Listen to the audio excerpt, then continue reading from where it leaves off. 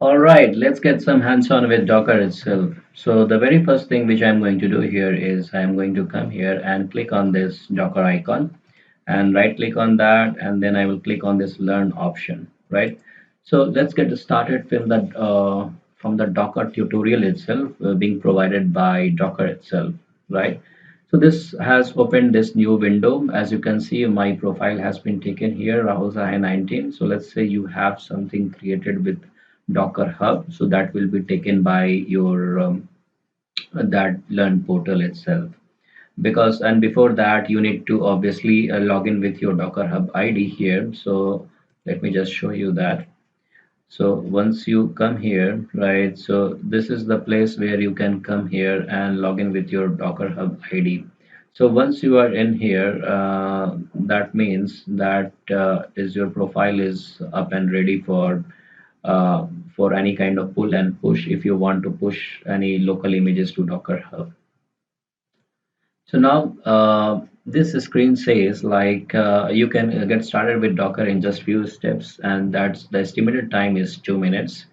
And in this particular section, we are not going into the details. I will just show you, some basic commands. Although I will be showing all these basic commands and explaining all these artifacts right from, scratch or blank slate in the next section, where we are going to start with, hosting simple plain HTMLs.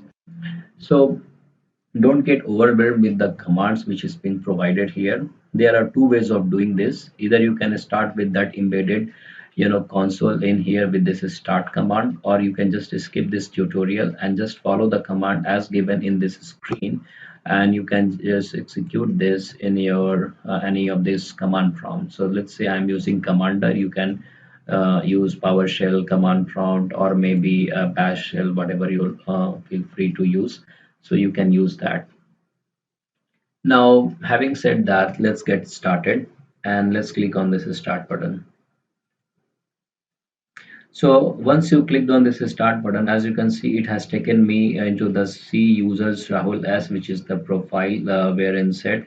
And but I would like to change this particular location to D drive. Let's say something to my personal where I doing particular experiments or anything. So this particular folder it will be the context where I will be doing this particular exercise, right? And this is the getting started project which is given by Docker. So what it is saying here that you can clone this from this particular Git repository. So either you can type this command manually, or you can just click on this particular button, right? So this will paste in this terminal which is on the right side of the window. So let's click on that. So this has started cloning that particular repo. This has cloned completely. And when you do ls, so you can see that getting started is being cloned, right? Now, once you have done this part, so you can just clear this and you can go to that next step. So by the way, when you are completing one of these steps, you can see the check mark on the left hand side, which is coming here, and then the current execution, which is happening current. So it's in the blue, and that is what you see your progress. So now let's click on this particular button here and paste that into terminal. So what it is doing here, so it is first taking us into the getting started, that repo, and then it is doing this docker build minus t, and it's naming that particular image with docker 101 tutorial, and this is building with this the current context where the docker file is residing. So don't worry about these commands, because these commands will be, getting started in the next section right from the scratch. So for now, just, for hands-on purpose, just execute this as is. So it's, as you can see, it's executing line by line, and it's currently executing one of 21 steps. So this Docker file is, uh, is a set of instructions which is having 21 steps, and it is currently executing one, two, and line by line it is downloading and all the artifacts layer by layer and executing that instructions. And you don't need to worry at all, as I said already, that this might look little overwhelming to you as a newcomer if you are haven't done any kind of Docker stuffs previously. But we'll come to this steps step by step in the coming sections where we'll be building applications step by step, writing Docker Compose file, right from the scratch, and understanding all the instructions what we can provide in either Docker file or Docker Compose or Docker ignore, why these all together get, we use that, and what are the significance of all this. So currently, node is getting executed, and it will take some time. So let's stop for that time. Now it has completed successfully, right? So you can see that it has successfully tagged Docker 101 tutorial and with that latest. So that is the fact. If you don't provide any version while creating this image, it will by default take latest as a tag, right? And here it has done the same thing. Now let's go ahead and do the next step here. So first of all, let's clear this screen. And if I go ahead and do the next step here, so it's saying that uh, uh, it's going to run this particular Docker image into. So what we are going to do here is we are going to extract out container from the image created. So think of that class and object relationship. So the image which we created is the class which we have created. Now we are going to spin out object out of that to use that particular image. So this is we are going to do the same thing here. So in order to run a container, we are going to use Docker run. Minus D is as it is going to run in a detached mode as in background. Minus P is the port mapping. That means container port is port 80, which is by default, and we are running locally on port 18. But I am going to change this port because on my machine by default 80 is already used by some other processes. Name I am giving here just Docker tutorial. If you don't give any name, it will take some auto-generated name from the Docker itself. And the last, not but the least, is the image name, Docker 101 tutorial, which you can see here. So now let's click on this, paste in the terminal, and this will throw some error here. So it says that error response from daemon and port is not available basically, right? So as I already mentioned that. So now let's look at or let's do this one more time. And this time let's try to give 8081.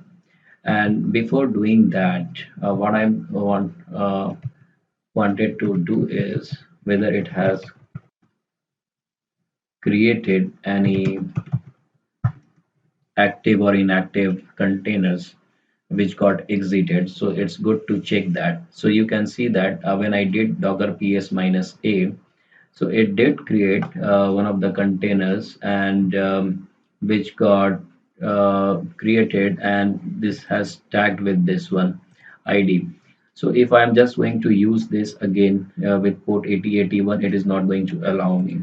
So for safer side, what I'm going to do is I'm going to remove this with docker rm. You can just stop and remove also, but I'm going to use this shortcut to do the force remove. And again, just bear with me for some time and we'll come to this particular commands in the next section itself. So what I'm doing here, I'm using this id initials and just removing that container. So now I am fine. So there is if I just run this again, so there is nothing active or inactive containers. Basically minus a says whatever container is running and whatever container has exited, you just need to list out here.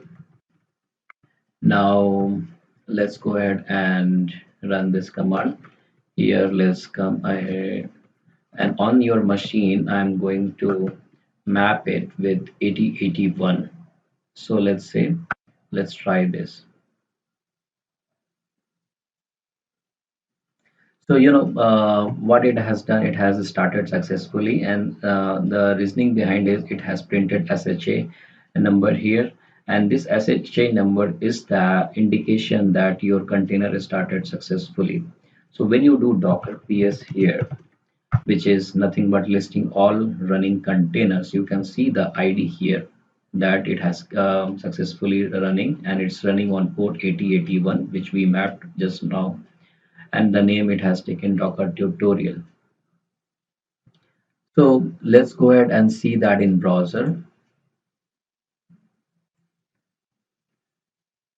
So if I just go to localhost 8081, I can see here that this getting started, and this is nothing but a Docker getting started page, which has been containerized on your machine, right? And this is the same commands which were trying to execute that. So this is running fine. Now let's go to the next step here. So the next step says what you need to do is you need to tag this, and you need to push it into the Docker Hub. So basically, for pushing into Docker Hub, it any local image needs to tag against your Docker Hub profile. So that's the way here. So Docker tag, take that image name and then rename it with your profile name. In my case, Rahul Sahay 19 slash Docker 101 tutorial, and then it is pushing that to my Docker Hub profiles. So let's see that. So it has tagged. Now it is pushing. So it see, you can see here it's pushing step by step, preparing also in the meantime, and things are getting mounted here. So once it's successfully done, we can see this on our Docker Hub profile, on my Docker Hub profile basically. So it has pushed successfully, and that is why it has printed the digest here. And if I just go here to my Docker Hub profile,